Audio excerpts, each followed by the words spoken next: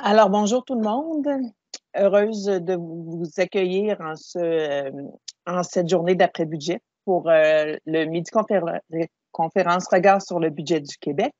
C'est donc notre première activité dans le cadre d'une activité plus large qui remplace notre journée de réflexion sur les finances publiques habituelles, donc qui s'appelle En route vers les élections 2022, enjeux de finances publiques.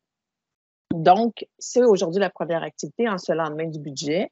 Luc Godbout va donc vous faire présenter les faits saillants que nous avons retenus, l'équipe de la Chaire a retenu de ce budget, de ce dernier budget avant les élections. Suite à ça, il va y avoir une courte période de questions. Donc, moi, je me suis même pas présentée, je m'appelle Suzy Saint-Cerny, donc je travaille à la Chaire. Je vais donc servir d'animatrice, mais je vais servir à transmettre vos questions par écrit et à gérer la période de questions à la fin. Donc, on va avoir une courte période de questions. D'un point de vue plus technique, je vous dirais que les caméras et les micros ont été désactivés pendant la période de présentation de Luc. Mais suite à ça, on va les réactiver pour la période de questions. Vous pourrez poser vos questions verbalement ou par écrit dans la petite bulle de conversation. Et on va transmettre à ce moment-là vos questions. Donc, sans plus tarder, je passe la parole à Luc qui va vous présenter ses faits saillants. À toi, Luc.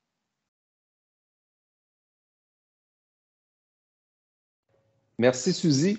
Alors, sans plus tarder, je vais débuter la présentation. Je vous remercie d'être avec nous aussi nombreux également. Et Suzy a bien fait de le souligner, c'est moi qui est devant la caméra, mais c'est un travail d'équipe. Ce document-là est rendu possible par le travail de toute l'équipe de la Chaire, donc faut le souligner.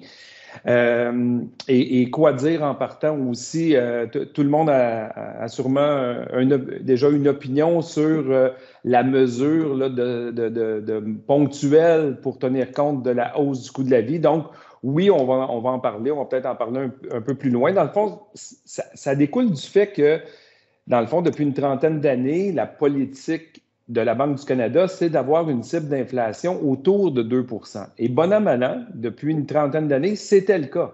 Donc, l'inflation ne tracassait ni les gouvernements, ni les ménages. Puis sa réapparition soudaine, bien là, c'est vrai que ça crée un stress financier pour plusieurs.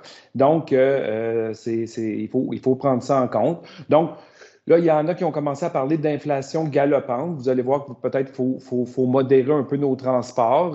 Ça serait dans ce cas-là petit galop, là, parce qu'elle n'est pas très galopante. Elle est peut-être surprenante. Et le ministère des Finances, lui, l'estime grosso modo à 4,7 % pour l'année 2022 dans son entièreté. Donc, c'est plus fort que ce qu'on a déjà vu dans le passé. Et c'est pour ça, probablement, que il a fallu faire une intervention. Il y avait un consensus politique aussi sur l'intervention. Tous les partis proposaient des choses. Bon, ils ne proposaient pas la même chose. Aujourd'hui, les partis d'opposition peuvent critiquer la mesure, mais tout le monde voulait qu'il y ait un geste qui soit fait. Donc, ça, faut le prendre en compte. Et évidemment, de ce qu'on va vous présenter ici, c'est plus large que cette seule mesure-là, mais je tenais à vous dire ça aussi là, dès le départ. Là. Donc, sans plus tarder, je vais donc débuter cette présentation-là. Donc, débutons par, dans le fond, quelques faits saillants. Dans les faits saillants de ce budget-là. Donc, dans le fond, ce que le personnel de la Chaire retient. Bon, il y a une croissance du PIB réel qui est attendue pour 2022, qui est de 2,7 %, mais on constate là, que avec le vieillissement de la population, c'est connu depuis des années, la croissance du PIB va ralentir là, pour se situer autour de 1,5 % là, à partir de 2024. Je l'ai déjà dit, donc une inflation un peu plus élevée de 4,7 %, mais quand on regarde les prévisions du ministère des Finances, on s'aperçoit que la cible de 2 % réapparaît là, dès à peu près 2023. Là. Un petit peu plus élevé en 2023, 2,3 %, mais par la suite, là, on est vraiment sur la cible de 2 %. On a un déficit prévu pour l'année 2021-22 qui va se terminer là, dans quelques jours de 7,4 milliards de dollars, et ça malgré les nouvelles initiatives. Donc, ça aussi, il faut le considérer. On a un déficit structurel qui est toujours présent, mais qui a été fortement réduit par rapport aux données qu'on vous aurait dit il y a une année à peine. Bon. Et le ministre des Finances garde le cap sur un retour à l'équilibre pour l'année 2027-28. Il l'a répété encore une fois dans la documentation budgétaire d'hier. Donc, si on regarde maintenant du côté des revenus fiscaux, les recettes tirées de l'impôt des sociétés, c'est la seule base d'imposition qui n'aurait pas de croissance en 2022-23. On comprend que l'impôt des sociétés est un peu cyclique, mais elle avait aussi fortement augmenté dans l'année précédente. J'arrive là pour terminer nos 12 constats. Là, du côté des transferts fédéraux, lorsqu'on considère que l'année 2021-22 avait des transferts ponctuels, ça l'amène une baisse aussi en dollars absolus là, des transferts fédéraux pour 2022-23. Du côté des dépenses de portefeuille, ces dépenses-là augmentent encore de 4,9 % en 2022-23. Le plan québécois des infrastructures, ce que certains appellent le PQI, le PQI sur 10 ans va s'élever à 143 milliards de dollars et plus de la majorité de ce 143 milliards de dollars-là va être fait dans les 5 prochaines années, donc les 5 premières années sur 10. Donc, encore beaucoup de travaux d'infrastructure. Du côté de la dette brute, la dette brute, finalement, on avait une cible là, en vertu de la loi sur le remboursement de la dette et créant le Fonds des générations. On devait atteindre une cible en 2026. On va l'avoir atteint au 31 mars 2022, cette cible-là. Et il y avait une deuxième cible du côté de la dette représentant les déficits cumulés. Celle-là, on ne l'atteindra pas. Mais on y revient un peu plus loin. Aussi, on va reprendre naturellement ces constats-là dans les prochaines diapos. Il y a évidemment la mise en place là, du fameux crédit attribuant un montant ponctuel de 500 $. Donc, ça aussi, promis, on y revient. Et notre dernier constat, c'est le programme Rouler vert. Pas constat, à vrai dire, nos faits saillants. Le programme Rouler vert, les rabais vont être un petit peu plus faibles à partir du 1er avril 2022. Donc, je vais reprendre ça avec un peu plus de détails dans les prochaines diapos. Donc, on va parler, on gardait le suspense. Là, s'il y a beaucoup de fiscalistes dans la salle, on va garder le suspense pour la fin. Donc, on va parler un peu d'économie, un peu de le point sur les finances publiques, les mesures fiscales qui touchent les particuliers, les mesures fiscales qui vont toucher un peu plus les sociétés. Donc, c'est ça notre programme des prochaines minutes. Alors, si on regarde le côté fait saillant économique, là, ce qu'on peut voir, évidemment, on se rappelle tous de l'année 2020 où il y a eu un PIB réel qui a diminué. L'année 2021 a repris, dans le fond, un fort taux de croissance. Et là, on s'aperçoit pour l'année 2022, on va avoir un 2,7 % de croissance réelle du PIB. Mais vous voyez par la suite, là, progressivement, ça diminue pour revenir à une croissance avec un vieillissement de la population d'environ 1,5 % là, pour les années suivantes. Donc, c'est la projection là, d'un peu plus long terme. Bon. Si on regarde du côté des perspectives économiques, des fois, les choses bougent rapidement. Par rapport au point sur la situation économique et financière de novembre dernier, on constate un léger ralentissement là, qui fait en sorte que notre niveau de PIB réel en 2025, qui devait, en novembre dernier, être en mesure de rattraper la croissance économique qu'on aurait connue avant la pandémie, là, on s'aperçoit qu'on va être encore un peu plus faible. Même en 2025, on va être en dessous de ce que le budget 2020 avant la pandémie prévoyait. Donc, gardons ça aussi à l'esprit. Bon, du côté de cette fameuse inflation-là de 4,7 % annuel prévue pour 2022, là, on monte un historique là, pour montrer qu'effectivement, là, depuis une trentaine d'années, à part 1991, le taux d'inflation était toujours autour de la cible. Et là, on voit, là, 2021, on avait commencé avec une inflation plus forte. 2022, encore plus fort, 4,7. Puis qu'on va se ramener, en tout cas, les prévisions du ministère se ramènent autour du 2 % dans les prochaines années. Donc, ça resterait un geste, une période un peu ciblée d'inflation. Ici, ce que je veux vous montrer, c'est du côté des perspectives. Allons voir du côté du marché du travail. Évidemment, il s'est perdu beaucoup d'emplois dans l'année pandémique. Il s'en est créé beaucoup l'année suivante. C'était la reprise économique là, qui en découlait.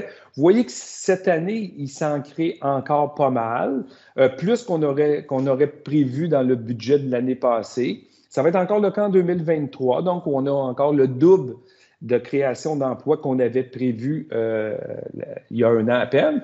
Mais vous voyez, par la suite, là, ça se stabilise à un niveau beaucoup plus bas. Là. Donc, si Robert Bourassa, là, dans les années 70, faisait des promesses, puis premièrement, ce n'est pas nécessairement les gouvernements, mais la conjoncture économique faisait en sorte qu'on parlait de création de 100 000 emplois par année. Encore lors des élections de 2014, on parlait là, par Philippe Couillard de 50 000 emplois créés par année. Mais là, vous voyez, là, les données nous amènent à des chiffres beaucoup plus modestes. On est dans de la transition démographique réelle. Là. Donc, si on va voir, ça fait le tour brièvement de l'économie. Si on va voir du côté de les finances publiques, bien, les finances publiques, les soldes déficitaires sont beaucoup plus modestes qu'on ne l'avait escompté il y a un an. Donc, vous voyez un déficit avant utilisation de la réserve de stabilisation de 7,4 milliards pour l'année 2021-22. Et si on tenait compte de la réserve, on serait autour de 6,1 milliards pour le déficit de 2021-22. Et par la suite, là, vous voyez, on s'en va à 6,5, 3,9, 3,8, 3,3 et pour la dernière année à 2,8. Donc, on voit qu'on a des déficits beaucoup plus modestes qu'on les escomptait il y a une année à peine. Donc, ça, il faut le garder en tête. Et dans ces déficits-là, il y a des provisions pour risques qui sont plus importantes qu'ils ne l'étaient, qui avaient été projetées l'année passée. Donc, évidemment, là, l'économie, on navigue avec beaucoup de brouillard, là, avec la guerre en Ukraine et les histoires de COVID qui n'en finissent plus de vagues et d'autres vagues qui apparaissent. Là. Mais vous voyez que les provisions pour risque, évidemment, nous, on est pour là, mettre ces mesures-là.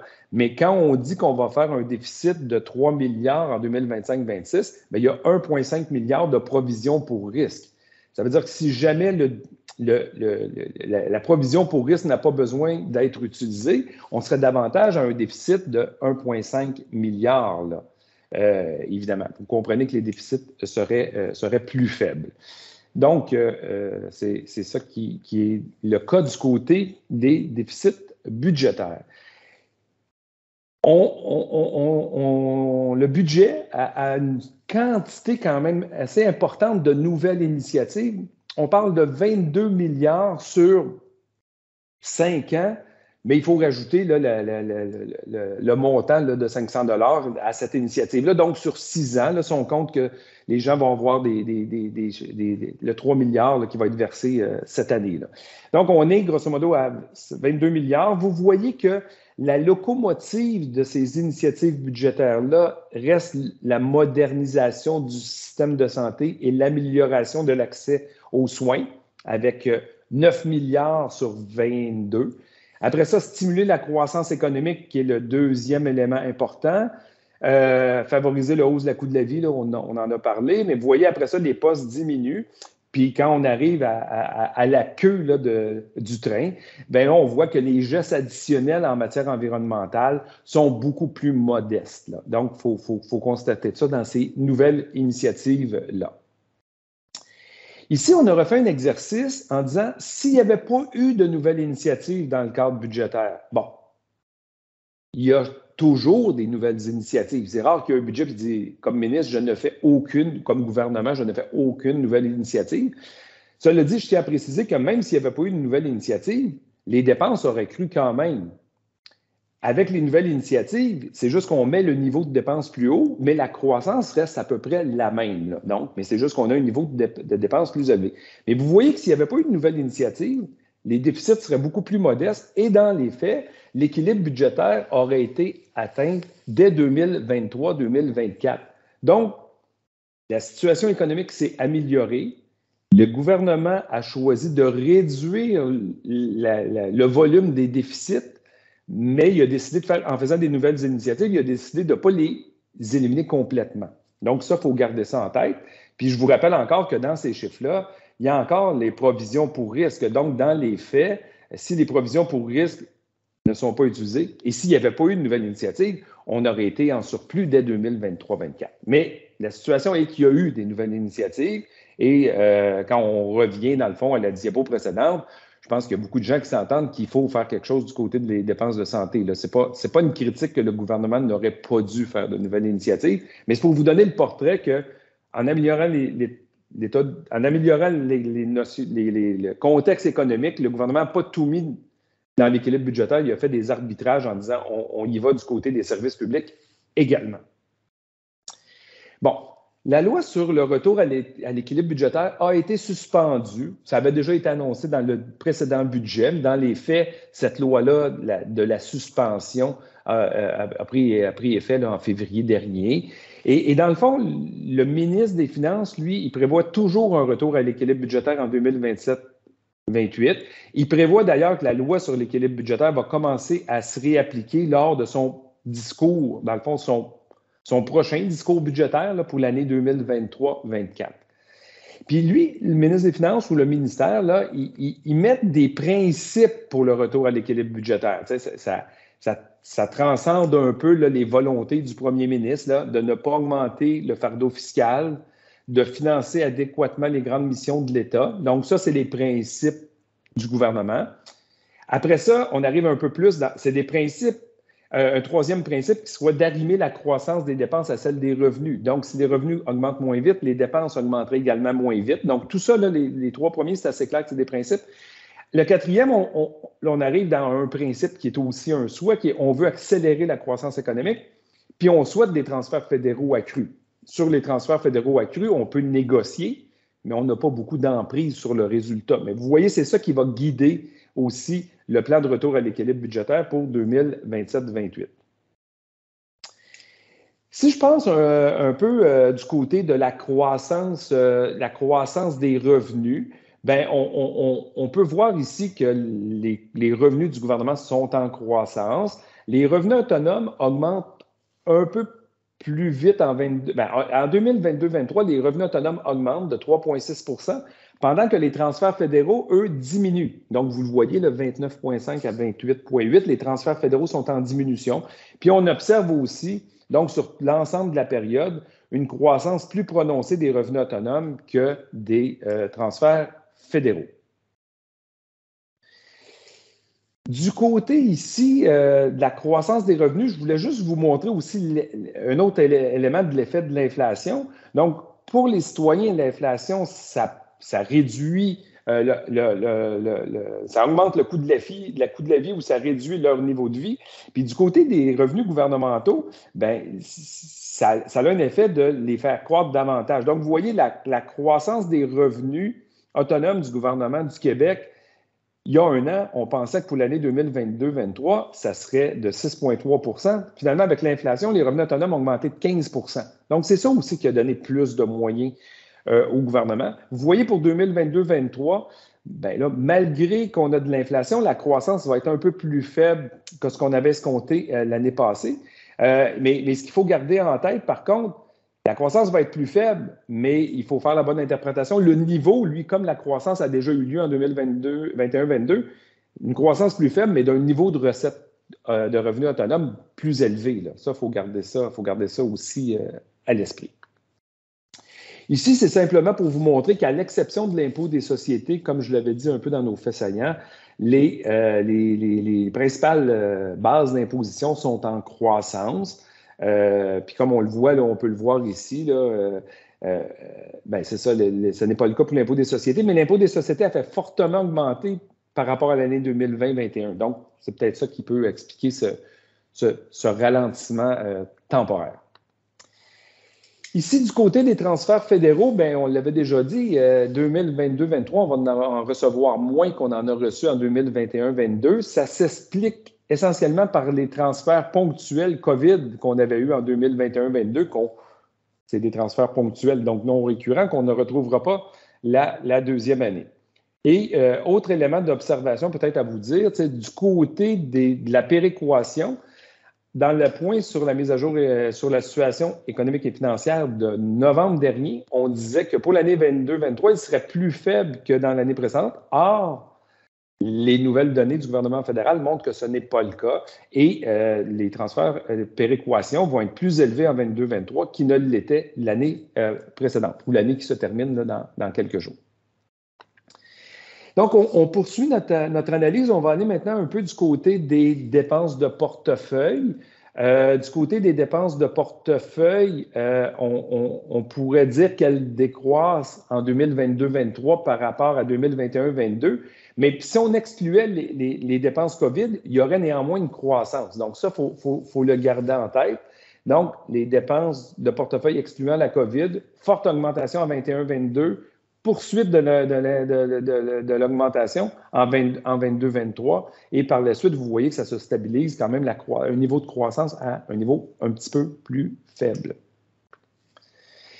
Ici, je regarde pour l'année 2022-23 la croissance des dépenses de portefeuille selon différents portefeuilles, justement. Donc, santé, services sociaux, 6,3 %, éducation, 5,4 %, enseignement supérieur, 13,1 %, donc les universités vont être contentes.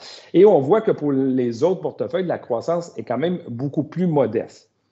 Enfin, le PIB nominal, lui, va augmenter de 6,4 % durant l'année 2022. Et donc, il y a juste l'enseignement supérieur qui a une croissance supérieure à l'augmentation du PIB nominal. Ici, naturellement, c'est le poste de dépense le plus important. On fait peut-être un petit focus sur les dépenses de santé. Donc, pour les dépenses de santé, pour l'année 21-22 qui se termine bientôt, c'est 7,2 milliards de mesures de soutien COVID qui figuraient parmi les dépenses de santé. On voit que pour l'année prochaine, on va être à 1,6 milliard, donc beaucoup plus modeste. Cela dit, quand on regarde le budget du ministère de la Santé et des Services sociaux, on s'aperçoit que la dernière année avant la pandémie, c'était 44,8 milliards que nous dépensions par année. Et 5 ans plus tard, il est projeté que nous allons dépenser 59,2 milliards. Donc, une croissance annuelle là, entre ces deux pôles-là là, de 5,7 %. Mais vous voyez là, donc un poste budgétaire incontournable du côté du ministère de la Santé et Services sociaux. Si on va voir maintenant le plan québécois des infrastructures, donc le PQI. Donc, le PQI, c'est un plan 10 ans. Donc, qu'est-ce que nous allons faire comme investissement sur 10 ans? Donc, dans la période, par exemple, 2019-29, sur 10 ans, on pensait investir 115 milliards. Là, maintenant, sur la période 2022-2032, on prévoit investir 142 milliards. Donc, une augmentation du plan québécois des infrastructures significative. Et quand on regarde ce 142 milliards-là, comment ils se partagent? Bien, à part autres, là, évidemment, le poste qui obtient la plus grande part, c'est le réseau routier, donc avec 21,5 %. Donc, du 142 milliards sur 10 ans. Donc, des améliorations routières, là, mais des cônes oranges qui vont avec, là, on va en avoir encore dans les 10 prochaines années. Si on regarde maintenant la notion de déficit de maintien des actifs, donc dans nos infrastructures, quel est l'état de nos infrastructures, dans le fond? En 2022, on estime que des infrastructures en mauvais état, là, ça l'équivaudrait, dans le fond, à 30 milliards. 10 ans plus tard, malgré 142 milliards de plans québécois d'infrastructures, on estime encore qu'on va être à 30 milliards d'infrastructures en mauvais état. Là. Donc c'est le scénario. Là. Ça veut dire qu'il va y avoir plus d'infrastructures, le 142, mais c'est surtout de l'entretien plutôt que de l'amélioration au fil du temps. Il va tout le temps rester sur un fameux 30 milliards-là. Et dernier point, bien là, ici, c'est simplement pour vous le montrer que c'est 142 milliards, mais plus grande quantité de ces milliards-là arrive dans les 5 premières années, là. Donc, où on aura fait 56 du total du 142 milliards. Donc, ça fait le point un peu sur le PQI. On va prendre quelques instants pour regarder la dette. Donc, la dette brute devrait atteindre au 31 mars prochain 228 milliards de dollars. Puis après ça, elle va continuer de croître, évidemment, notamment avec les déficits. Puis si on regarde du côté de combien ça nous coûte en intérêt sur la dette annuellement, on s'en sort bien parce que c'est relativement stable autour de 8,5 milliards annuels de services de la dette. Donc, je ne veux pas négliger ce poste-là, c'est un poste important. Il y a une importance relative moindre que par le passé. Cela dit, ce n'est pas un poste qui est en expansion dans les prochaines années. Bon, si on va voir du côté de est-ce que la loi sur la réduction de la dette et instituant le Fonds des générations a donné un petit quelque chose, en dépit de la pandémie, en dépit des déficits qui en ressortent, on s'aperçoit que il y a deux cibles à la loi sur la réduction de la dette pour 2026. Il y a deux cibles. Celle de la dette brute, mais on voit qu'on finalement, on va l'avoir atteint dès cette année. Donc, mission accomplie. Par contre, la deuxième cible, qui est celle des déficits représentant les déficits cumulés, comme on fait des déficits dans ces années-ci, on s'aperçoit que même rendu en 2026, on n'aura pas atteint la cible. Ça veut donc dire que le ministre devra revoir sa loi pour revoir les objectifs.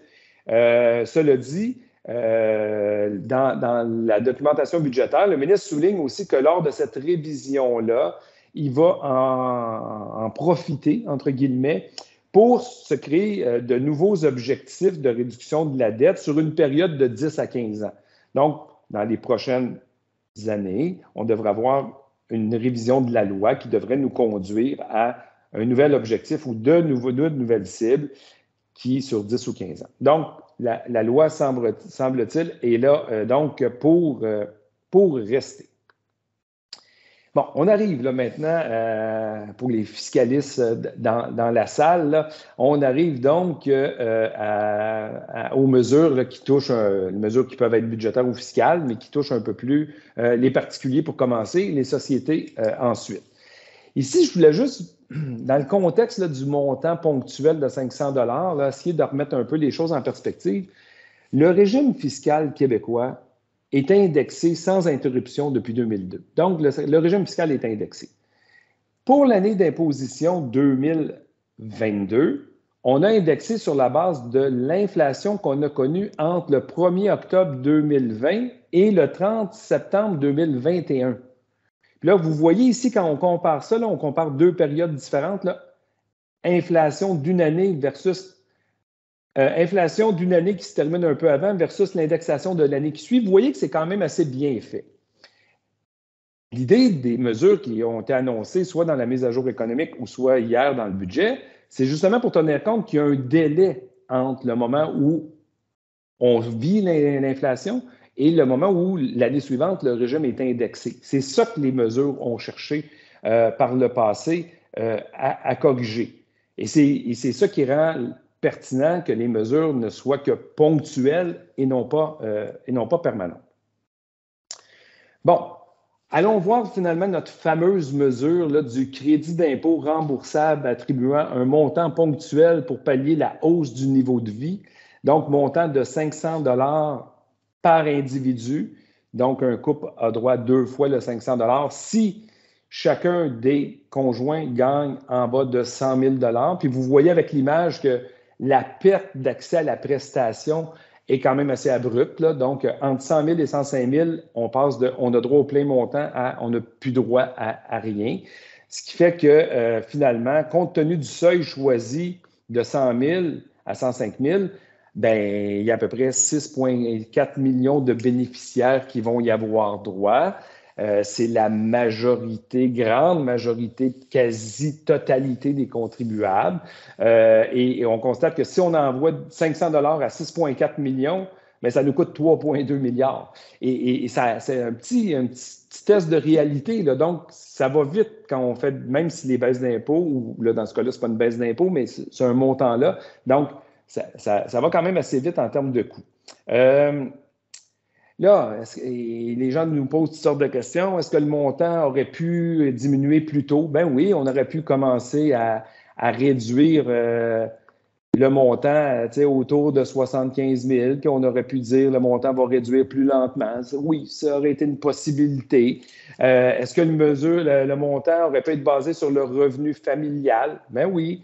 Est-ce que le montant aurait pu différer selon les situations de ménage? Donc, un montant différent aux familles monoparentales, aux personnes seules, des couples avec ou sans enfants? Oui.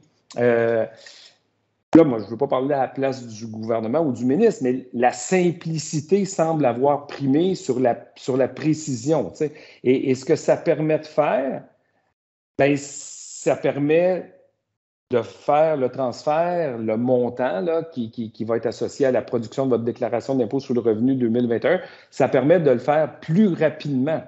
Et ça, ce n'est pas à négliger parce que paradoxalement, si on avait demandé plus de précision, puis qu'on avait dit, OK, ben, on va attendre d'avoir toutes les déclarations, on va attendre ci, on va attendre ça pour paramétrer la mesure, bien, le chèque sera arrivé plus tard. Puis plus il arrive, le chèque ou le montant, là, parce qu'il y a un petit débat sémantique, est-ce que c'est un chèque? Ce n'est pas véritablement un chèque. Le ministre insistait pour que ce soit un crédit d'impôt. Mais plus le montant aurait été versé tard, plus on aurait dit que on s'approche de l'élection. Donc, plus le versement arrive tard, on aurait parlé d'électoralisme. Et là, maintenant, on dit, bien, il manque de précision. Donc, c'est un peu l'arbitrage qu'il y avait. Je ne dis pas que c'est la seule raison. Donc, comme je vous dis, oui, ça aurait pu commencer plus tôt. Oui, ça aurait pu être basé sur d'autres principes, mais c'est vraiment un exercice là, de dire comment on fait pour envoyer le truc rapidement. Donc, je rappelle que c'est basé sur votre production de déclaration 2021. Vous n'avez rien à faire. C'est Revenu Québec qui va s'assurer du versement. Ceux qui ont déjà produit, ils n'ont pas besoin de faire de démarche non plus. Ceux qui produisent leur déclaration ce soir, ils n'ont pas besoin de chercher une case dans leur logiciel d'impôt. Ça se fait automatiquement. Bon, petite précision aussi, là, les gens qui n'avaient pas 18 ans avant le 31 décembre 2021 n'y ont pas droit. Donc, c'est un choix qui a été fait là, de ne pas l'envoyer aux enfants mineurs qui produisent une déclaration. Habituellement, ils habitent chez leurs parents. Donc, c'est ça. Donc, c'est ça. Ici, ben là, on arrive à la bonne question. Pourquoi 500$? Pourquoi pas 600$? Pourquoi pas 400$? Donc, le ministre a mis une explication dans le budget de dire le crédit remboursable de 500$, il vise à compenser la différence entre l'indexation du régime fiscal que je vous parlais il y a environ 2 diapos, de 2,64 en 2022, et l'inflation qui est prévue pour 2022 de 4,65. Donc, quand on fait l'écart entre les deux, il y a un écart de 2 points de différence pour l'année 2022 entre l'indexation du régime et l'inflation. Et là, il a appliqué ça, ce 2 % d'écart-là, à la mesure du panier de consommation, donc une mesure de panier de consommation de base au Québec, c'est à peu près 21 500. Si on applique ce 2 % à ce 21 500-là, on arrive à 432. Le ministre a arrondi un peu plus généreusement à 500 $. C'est comme ça que ça s'est fait. Et donc, même si vous êtes plus riche, on vous donne, puis que vous consommez davantage, on ne vous compense pas davantage. C'est la consommation de quelqu'un, par exemple, au salaire minimum, c'est ça qu'on donne. C'est ça qu'on donne à tout le monde, mais c'est un montant qui est à tout le monde qui se qualifie en bas de 100 000 $. Bon, là, ce matin, dans le journal, on lit toutes sortes de choses. L'aide est régressive, l'aide est inéquitable. Bon, ça dépend comment on le mesure. Ici, ce qu'on fait, dans le fond, c'est on prend l'aide qui a été versée selon la mise à jour économique de novembre dernier, donc la prestation exceptionnelle qui a été ajoutée à tous ceux qui avaient droit au crédit solidarité, l'aide d'hier du crédit d'impôt remboursable attribué à un montant ponctuel. Quand on additionne les deux montants, pour une personne seule, on regarde l'importance relative de ce qui lui a été remis en proportion de son revenu. Et comme le montant est soit fixe, soit est plus faible au fur et à mesure que le revenu augmente, et qu'on divise par un revenu qui est plus élevé, bien, on voit que l'importance relative, prenons pour la personne seule, pour quelqu'un qui travaille grosso modo au salaire minimum, l'aide qui va avoir été versée par les deux mesures en simultané va représenter 3,1 de son revenu. À 50 000, 1,6. Puis là, vous voyez, rendu à 100 000, bien, il n'y avait pas droit à la première annonce de novembre dernier. Il y a droit aux 500 $ d'hier. Bien, 500 $ sur 100 000, ça représente 0,5 %. Donc, une importance relative en diminution. C'est la même, évidemment, logique pour les couples. Donc, ce qui nous laisse quand même une certaine perplexité là, par rapport à la notion de régressivité dans cette mesure-là. Est-ce que la mesure aurait pu être plus balisée? Oui, mais on ne peut pas parler de régressivité, à mon avis, ici. Bon, si on va du côté des mesures touchant les sociétés, donc, là, je sais que ça intéresse peut-être un nombre limité de gens, là, donc je vais passer rapidement, là, mais le crédit d'impôt, le C3I pour les intimes, là, crédit d'impôt relatif à l'investissement et à l'innovation, bien, c'est un crédit qui est justement là pour l'acquisition de matériel de fabrication, de transformation, pour améliorer nos façons de faire. Donc, dans le fond, c'est pour acquérir du matériel, donc c'est un crédit à l'investissement. C'est un crédit qui est remboursable pour certaines sociétés dont le revenu brut est plus petit, puis qui devient non remboursable pour des sociétés dont le revenu brut est plus élevé. Mais en gros, ce qu'il faut retenir, là, c'est qu'il y avait un taux qui était doublé pour une période qui devait se terminer au 31 décembre 2022. On prolonge d'un an la mesure en termes de taux doublé. Donc, en ce faisant, bien, il y a un coût additionnel pour cet élément-là. Il y a aussi une refonte de deux mesures éco-fiscales incitatives, donc dans le but de changer les comportements. Donc, il va y avoir un crédit d'impôt, un seul, remboursable pour la production de biocarburants. Dans le fond, on vient changer puis élargir 3 crédits d'impôt qui existaient pour la production d'éthanol, l'éthanol cellulosique ou le biodiesel. Puis là, on vient élargir ça pour tout biocarburant qui contient de la matière admissible. Donc, ça, c'est un élément. Par la suite, on vient aussi prolonger et modifier un crédit d'impôt pour la production d'huile pyrolytique. Donc, encore une fois, on vient changer ça. Puis, en gros, dans les deux cas, on augmente les taux du crédit lorsque le biocombustible permet une réduction plus forte des émissions de gaz à effet de serre. C'est ça qu'il faut retenir. Donc, on veut inciter le changement de comportement là-dedans là, pour certaines entreprises pour qu'il y ait accès. Donc, les crédits antérieurs se terminaient au 31 mars 2023. Là, donc, on vient pérenniser ça en enlevant cette date de fin-là, en changeant un peu les paramètres.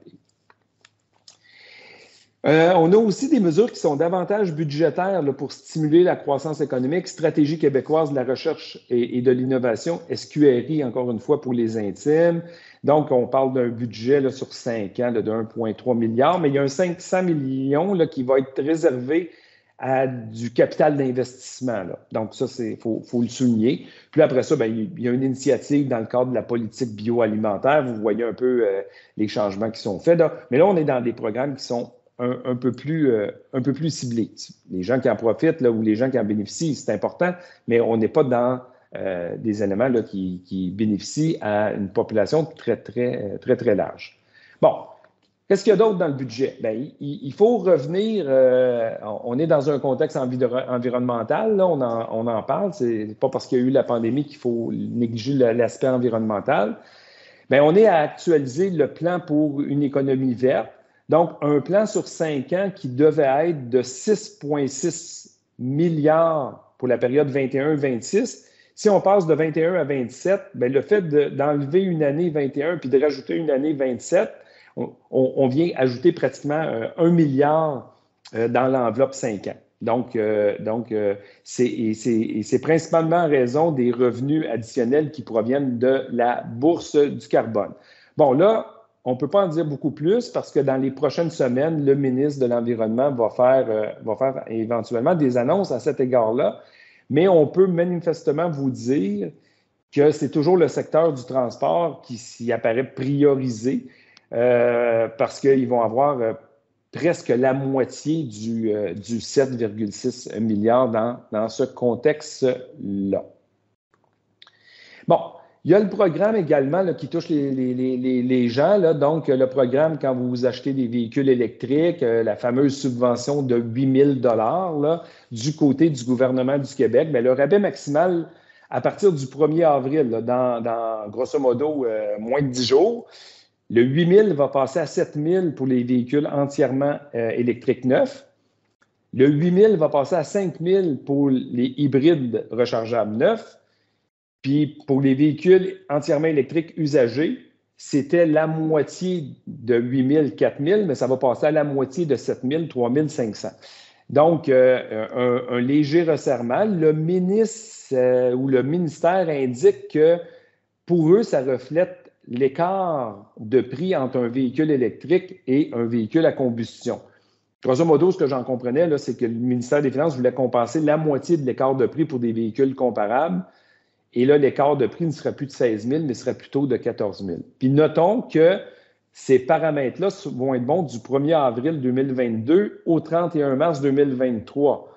Les paramètres subséquents au 1er avril 2023 seront connus plus tard. Ils pourraient encore baisser si l'écart de prix poursuit sa diminution. Puis, évidemment, là, c'est ça. On arrive à la fin. Là, il y a d'autres mesures budgétaires pour stimuler la croissance économique, mais là, on dit pour les personnes immigrantes, pour l'apprentissage du français, pour le transport aérien régional, pour le transport terrestre, pour les régions touristiques, etc. Mais vous voyez que c'est quand même des centaines de millions, là, mais on est dans des actions un peu plus ciblées. Bon, après. On est vraiment sur la fin. Je veux vous dire que qu'est-ce qui va se passer dans les prochaines semaines? Bien, d'abord, si vous voulez consulter le document budgétaire, on a mis un lien ici, là, vous pourrez, puis on va me rendre disponible la présentation, vous pourrez consulter l'ensemble de la documentation budgétaire. Aussi, le 8 avril prochain, j'ai le plaisir de co-animer une conférence du ministre des Finances qui va venir expliquer aux gens son plan budgétaire, donc avec le Cercle Finance et l'Association des économistes. Donc, encore une fois, un lien va être disponible si vous voulez vous inscrire. Et comme Suzy le disait en début de présentation, cette année, on a choisi de transformer ou de revisiter notre journée de réflexion sur les finances publiques pour la faire sous forme de midi-conférence en route vers les élections. Bon, aujourd'hui, on pourrait dire que c'était la première activité en route vers les élections, de comprendre le dernier budget avant les élections. La prochaine activité, 27 avril prochain, sous la forme d'une midi-conférence comme ça, là, on va prendre une thématique qui risque d'être au centre des enjeux électoraux, le défi environnemental d'ici et d'ailleurs.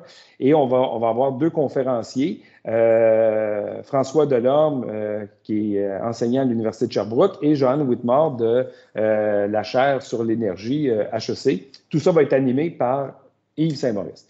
Donc, je ne vous dirai pas toutes les activités qu'il y aura en route vers les élections, mais vous voyez qu'on a un beau panel, on a des beaux thèmes, environnement, santé, marché du travail, économie, et on va se rendre comme ça jusqu'à la toute fin où il y aura un débat électoral où chaque parti enverra quelqu'un présenter leurs promesses à consonance fiscale ou de finances publiques, et ça sera au mois de septembre prochain. Alors, je vous remercie d'avoir été là. Si nombreux, on va passer à la période de questions. J'enlève ma présentation et je cède la parole à Suzy. Oui, mais reste pas loin parce que les questions te sont posées certainement. C'est moi qui vais, pour toutes les questions par écrit, je vais donc poser les questions. Petite parenthèse, il y a un commentaire, puis oui, c'est bon. Est-ce que la présentation va être disponible sur le site? La présentation va être disponible, la capsule vidéo de ce moment-là aussi, et l'ensemble de notre regard sur le budget avec plus de commentaires que ce que Luc a présenté. Là. En fait, quelques mots en supplémentaire est déjà en ligne sur le site de la chaire. Donc, ça, c'est pour ça. Une des premières questions quand tu es dans la partie finances publiques, Luc, c'est quelqu'un qui te demandait pourquoi le service de la dette, malgré l'accroissement, restait relativement nivelé ou à peu près égal. Il y a un participant qui a répondu que c'était en partie grâce à cause de la baisse du taux d'intérêt moyen. Donc, c'est en effet en bonne partie ça. Est-ce qu'il y a quelque chose que tu voudrais rajouter à cet égard-là? Bien, ce qu'on pourrait rajouter également, tu sais, et là, on a un système de comptabilité quand même relativement complexe au Québec. Dans les années 80 et 90, là, on avait des finances publiques très, très détériorées. Là. On avait été décoté 2 fois, une menace de décote une 3e fois. Et après ça, il y a comme eu un électrochoc. On a dit comment on peut améliorer l'état de nos finances publiques. Et une des façons qui est un peu passée inaperçue, c'est un fonds, le phare, là, qui concerne le remboursement de notre passif au titre des régimes de retraite. Donc, évidemment, là, dans les années 80-90, on faisait des promesses de régime de retraite aux syndiqués de l'État, mais il n'y avait pas d'argent qui était mis de côté. Et le gouvernement a mis en place un fonds par la Caisse de dépôt qui emprunte de l'argent et qui la place avec un taux de rendement plus élevé pour essayer de combler ce déficit des régimes de retraite-là. Et la bonne performance de ce fonds-là, la diminution de notre passif au titre des régimes de retraite fait en sorte que ça allège la pression sur les intérêts annuellement payés réellement. Merci. Il y a plusieurs questions, naturellement, sur le 500 $ versé. Donc, je vais essayer de les rassembler puis de les poser. Il y a des questions plus techniques. On peut les régler peut-être plus rapidement. Quelqu'un demande, est-ce qu'un conjoint ou une conjointe d'une ou d'un milliardaire qui ne déclare pas de revenus personnels va toucher le 500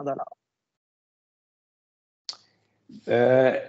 Si cette personne-là produit une déclaration de revenus, la réponse est oui. Si la personne ne produit pas de déclaration de revenus, la réponse est non. Il n'y a pas de lien entre le revenu du conjoint et l'admissibilité à la mesure. Parfait. C'est assez clair.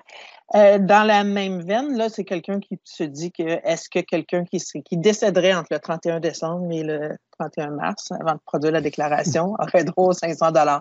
Là, j'imagine, là, on est un peu plus technique. J'imagine qu'il faudrait que je fouille il y a quelques... c'est ça. C'est prévu parce qu'il y a toutes sortes de choses prévues, dont les enfants mineurs sont exclus avant le 31 décembre 2021. Il y a aussi ceux qui ont fait de la prison pendant plus de X jours en 2021 ne sont pas admissibles. Donc, il y a une série d'éléments. Donc, je présume que le cas du décès est également prévu, mais je ne l'ai pas mémorisé. Je l'ai peut-être lu, mais pas mémorisé. Moi, je ne l'ai pas vu, en tout cas. Il y a une main levée, mais juste avant, une autre question sur les 500 $. Il y a 2-3 personnes qui discutent. Est-ce que le versement du 500 $ n'aurait pas pour effet aussi de supporter l'inflation élevée, donc de rajouter une pression? Donc, agir comme politique économique, mais qui pourrait risquer d'ajouter un peu de pression. Oui, c'est le paradoxe ou c'est le dilemme du ministre. D'un côté, les gens disent « j'ai besoin d'argent pour faire face à l'inflation ». De l'autre, si on leur donne de l'argent, c'est nécessairement de l'argent qui va être réinjecté dans l'économie, alors que l'économie roule à plein régime. On vient un peu, je ne dis pas que ça va avoir un effet marqué, mais on vient, en tout cas, ce n'est pas une politique qui atténue la pression sur l'inflation, c'est une politique qui la met un peu plus, en lumière. Donc, oui. C'est ça. Je passerai la parole à M. Alain Girard, qui a une main levée. M. Girard, si vous voulez ouvrir votre micro, poser votre question. Oui, j'aimerais poser la question. Oui, on vous entend plus. Je vous entends plus. On a commencé à vous entendre, mais on vous a perdu. Réouvrez votre micro. OK, allez-y. Oui, ça va? Est-ce que oui, on vous entend. Parfait. Alors, ma question est concernant notre niveau de vie et notre fiscalité en rapport avec d'autres pays, soit en Europe ou d'autres États américains. Est-ce que vous croyez que nous sommes toujours dans la course ou on est en arrière? Qu'est-ce que. Merci Ben, de votre merci. réponse. Bon, c'est vaste, là, comme. Au niveau de la fiscalité, on a un poids de la fiscalité plus élevé. La Chaire fait un bilan de la fiscalité à chaque année. À chaque année, on dit qu'on a un poids de la fiscalité plus élevé que les provinces canadiennes, pris individuellement, plus élevé qu'une majorité de pays de l'OCDE, particulièrement l'impôt sur le revenu. Cela dit, ça sert à nous financer des services publics. Il y a une contrepartie à ces impôts plus élevés-là. Bon, après ça, on arrive au niveau de vie. Ce n'est pas toujours interrelié à 100%. Là. Donc ça, c'est plus dur à répondre. Là, mais si on résume le niveau de vie comme étant le PIB par habitant, juste se ramener avec notre voisin ontarien, bien, on aurait un PIB par habitant plus faible, qui existe depuis à peu près toujours, en tout cas d'aussi loin qu'on peut retrouver nos données. Ce n'est pas un phénomène qui est nouveau. Donc, dans les années 50, c'était comme ça. Dans les années 70, c'était comme ça. Et c'est encore comme ça. Et le ministre des Finances s'est donné une cible que lui-même appelle ambitieuse de combler cet écart-là avec l'Ontario d'ici 2035. Nous, on a fait des travaux, justement, Suzy et moi, puis on a dit, c'est vraiment ambitieux comme cible. Juste laisser aller les tendances, ça ne sera pas possible. Ça va prendre des actions pour combler cet écart-là. Et c'est plus facile à dire qu'à faire. Et surtout qu'on dépend un peu de l'autre joueur. T'sais. Si l'Ontario performe super bien, ça va être encore plus dur de la rattraper. Là. Mais si l'Ontario performe mal, bien là, par le jeu des comparaisons, on va être aidé. Mais on ne sait pas d'ici, pendant les 15 prochaines années, comment performera l'Ontario. Donc, ça complète un élément. Si on revient juste au niveau de la fiscalité, là, 2 secondes, là, comme ça, là, si on a un impôt sur le revenu, par exemple, plus élevé que l'Ontario, d'un autre côté, on a des tarifs d'électricité plus bas. Et on pourrait dire que si on avait des tarifs d'électricité qui ressemblent plus à l'Ontario, on pourrait avoir un impôt sur le revenu qui ressemble plus aussi à l'Ontario. L'Ontario n'est pas un modèle là, nécessairement, mais ça fait juste dire qu'il n'y a rien qui s'opère, rien qui se crée là, à cet égard-là. Merci, M. Simard. Merci, Luc. Une question, M. Sébastien Simard, chez Simard. Depuis quelques années, le gouvernement a de grandes difficultés à dépenser. Quel est votre avis sur cet amas de nouvelles mesures annoncées depuis 2 ans, notamment concernant la pénurie de main-d'œuvre et la lourdeur administrative? C'est vrai que le gouvernement, paradoxalement, là, le ministre lui-même des Finances n'aime pas ça parce qu'il dit on détermine un niveau de dépenses, puis on s'aperçoit que finalement, les ministères ont du mal à y arriver. C'est du côté entre le ministère des Finances et le Conseil du Trésor là, d'essayer de trouver les causes de ça. Là. Donc, mais clairement, dans les nouvelles initiatives, je vous garantis en tout cas que le montant crédit d'impôt remboursable, 500 $, lui, il n'aura pas de misère. Là, ça va se faire tout seul par Revenu Québec. Donc, ce volet-là est réglé. Du côté des dépenses de santé, l'addition des annonces là, de près de 9 milliards, bien, on s'entend que là, c'est le ministre de la Santé dans les prochaines semaines, mois, là, qui va annoncer sa refondation. Là. Ça va être à lui à nous expliquer comment il veut procéder pour arriver à ça. Mais on est dans un contexte où il faut solidifier notre système de santé et on parle de pénurie, effectivement, de retenir des employés dans le système de santé. Donc, moi, je ne peux pas aller plus loin que ça, mais ça va passer par là. Merci. Il y a quelqu'un qui fait plus un commentaire, mais qui a quand même un constat intéressant où il indique que le budget de la santé du Québec par habitant reste encore plus élevé que le même budget de la santé en Ontario par habitant. Bon, il parle un peu de services moins bons. Là. Oui, c'est vrai que par tête de pile, notre budget de la santé est plus élevé, mais ça ne s'explique pas nécessairement ça peut s'expliquer, Luc, si je ne m'abuse, en partie à cause notamment du vieillissement de la population où on fait toujours le lien entre des coûts de santé un peu plus élevés avec une population plus vieillissante. Et il y a des différences au Québec. Je ne me trompe pas en pensant. Il y a ce premier point-là, Suzy, tu as raison de dire, premièrement, on a un coût de personnes âgées plus élevé. Il y a une proportion de personnes âgées plus élevée, donc qui amène un coût par habitant plus élevé par rapport à l'Ontario. Deuxième élément, on a parlé tantôt, on a dit qu'on avait un PIB par habitant moins élevé qu'en Ontario.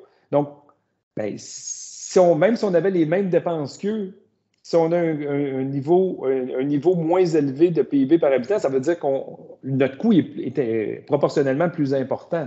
Donc, on a moins de ressources pour le financer. Et quand on se compare dépenses de santé en proportion du PIB, public-privé d'ailleurs, puis on prend ça pour les autres, mais on s'aperçoit qu'on est déjà par un endroit dans le monde où c'est quand même assez élevé. Là. Assez élevé. Donc, aussi. C'est pas juste de réinjecter de l'argent dans le système de santé qui va être important, mais ça va être pour le ministre, là, ça va être de trouver une manière d'améliorer nos façons de faire surtout. Là. C'est ça, de la productivité, la fameuse productivité dont on parle et de son importance. Ouais. Bon, c'est bon. Il y a d'autres questions aussi en lien. Là, je pense que certaines personnes sont surprises par rapport aux 500 $ où on dit, on pense donc que quelqu'un qui est un conjoint à charge, c'est un peu ce que tu disais tantôt, drôlement de façon de dire, mais un conjoint à charge aurait droit aux 500 $. Fait que c'est répété que le fractionnement du revenu de pension peut permettre de ramener des revenus à moins, donc les gens auraient droit aussi à ça. Oui, mais pour là, le fractionnement de revenus de pension, cet élément-là, lui, peut encore se faire parce que la déclaration n'est pas produite. Pour les autres, là, si on avait su cet élément-là en novembre dernier, on aurait pu dire, il y a des dirigeants d'entreprise qui auraient pu se faire le choix de moins se verser de salaire, moins de dividendes. Là, il est trop tard, tout est déjà fait, là, rendu au 22 mars. Même chose pour les REER. Là, on ne peut pas décider, parce qu'on a beaucoup de droits de cotisation inutilisés, de cotiser pour avoir droit. Ce genre de planification-là n'est pas fait. Mais pour les personnes âgées, vous avez le droit de souligner que c'est en produisant la déclaration qu'on peut fractionner. Donc oui, si quelqu'un était à 109 000, puis que là, il fractionne, ça le rend admissible. Probablement qu'il fractionnait déjà, par contre, mais oui, ça n'exclut pas ces éléments-là de politique fiscale actuellement autorisée. Là. C'est ça, la fiscalité a ces particularités-là ou cette complexité-là. Ça fait le tour, grosso modo. Je pense qu'on arrive à la fin de la période aussi. Donc, je voulais te remercier, Luc, de la présentation, mais je vais quand même te laisser le mot de la fin de cette activité. Surtout remercier l'équipe de la Chaire qui m'a permis de faire cette présentation-là, mais tout le monde qui s'est connecté. Donc, vous avez été nombreux, on l'apprécie, puis je vous ai déjà présenté nos prochaines activités. Donc, gênez-vous pas à revenir nous voir, ça nous fait toujours plaisir et je vous dis donc à bientôt. Merci, à bientôt.